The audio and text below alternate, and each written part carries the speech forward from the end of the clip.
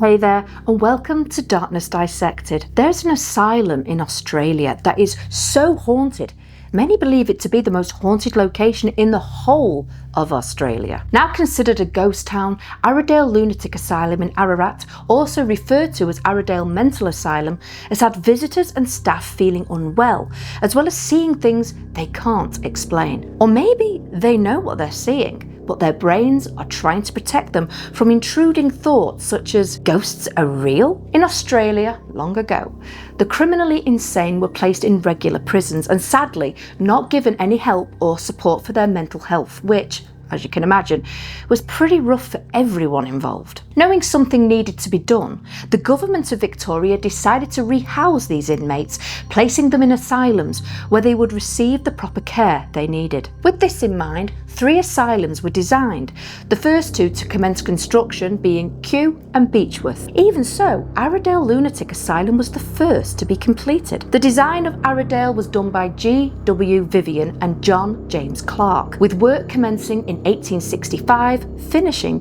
in 1867. Referred to as inmates, these patients were finally receiving some kind of help, and with Aradale built as a town, there was certainly the care and space to heal. Before long though, it wasn't just the criminally insane locked away here, but also people who were suffering from Down syndrome, epilepsy, autism and postnatal depression. Now Aradale was built to be like a town able to be self-sufficient for most of the things needed. With around 70 buildings on the site, they had a market, a piggery, orchards, gardens and a vineyard. It was truly something else. The patients would be the ones performing many of the tasks to keep things up and running, as this was thought to help with their treatment. It gave them something else to focus on. They received fresh air and a sense of achievement, something we all need from time to time. But there was also a darker side to the asylum.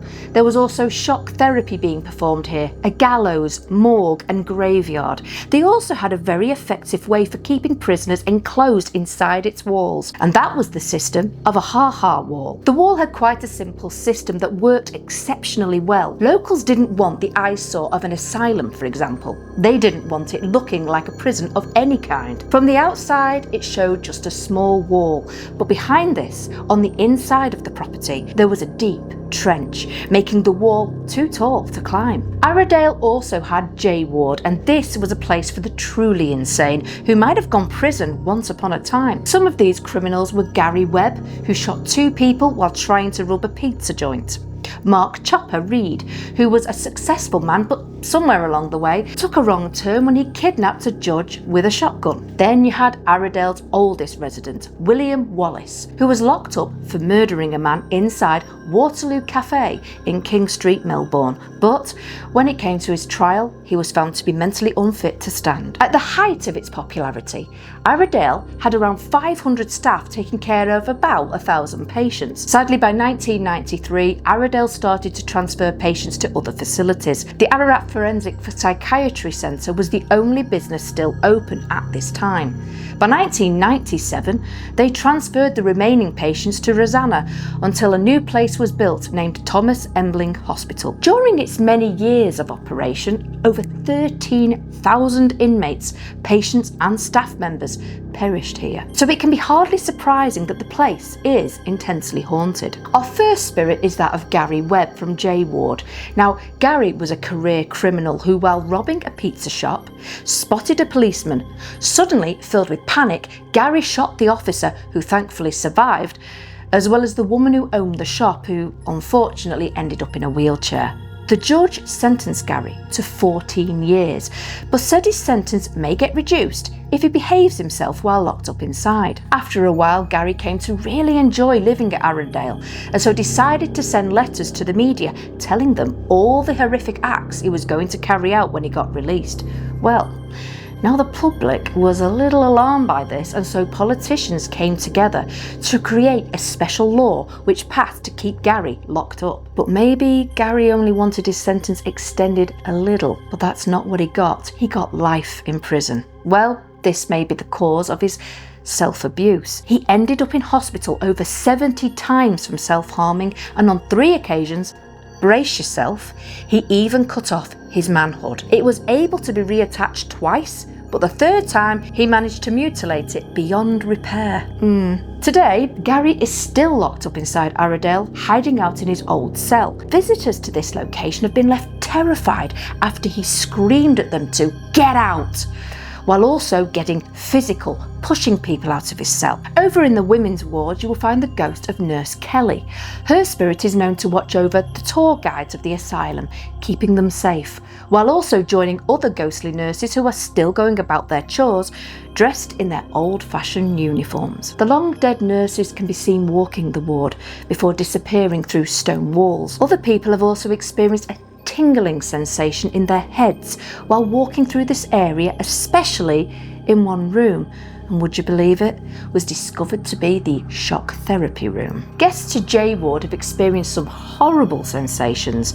They suddenly feel very ill and for no reason terribly afraid. Then there are others who have slipped into a trance, almost like something was trying to possess them, that only fades when they are back outside. Visitors have reported that the old inmates can get very physical too, with reports of biting and being pushed. There is also the sound of a clock ticking, but more unsettling, in my opinion, is the sound of an old prisoner still lost and struggling, banging his head against his cell wall, a slow, constant thud. In this area, you will also find the spirit of 3 men who were executed here by hanging. Due to the prisoners being convicted killers, they were not given a Christian burial, and this seems to be something that truly bothers them, as their graves are only marked by 3 scratches on a wall. Next, we come to the spirit of George Fidament, who was the last governor of the old jail.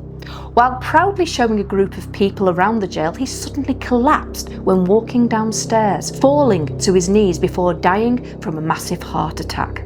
Poor guy. His spirit is trapped in the location that he perished and has been heard many times by visitors and tour guides, as his heavy boots are heard walking up and down the stairs he died on. Our last spirit is thought to be Superintendent Dr. William L. Mullen, who died in 1912. As you walk past the office of the superintendent, people can be hit by a very bitter taste in their mouth. Apparently, the superintendent swallowed hydrogen cyanide to end his life, resulting in the bitter taste people experience in this area. Today you can visit and tour Aradale Lunatic Asylum while maybe experiencing some of the other things they have on offer too. There's still a vineyard on site, as well as an olive grove and lavender farm. I bet that smells divine and relaxing if you've seen a spirit or two. So dissectors, what do you think of Aradale Lunatic Asylum? Is this a place that you think you would like to take a visit to if you were down under?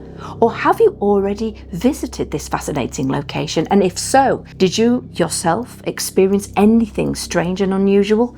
Please let me know in the comments below. There are so many heartbreaking tales attached to Aradale Lunatic Asylum, from the 3 prisoners who can't settle as they feel they didn't receive a proper burial, to the tortured spirit of Gary Webb, who mutilated himself to relieve his pain. Such a terrible thing to happen, and makes it no wonder they feel trapped inside their own private hell. I hope you enjoyed today's episode, my friend, and if you did, please consider hitting like or subscribing for future haunted locations. Until next time, my friends, stay safe out there.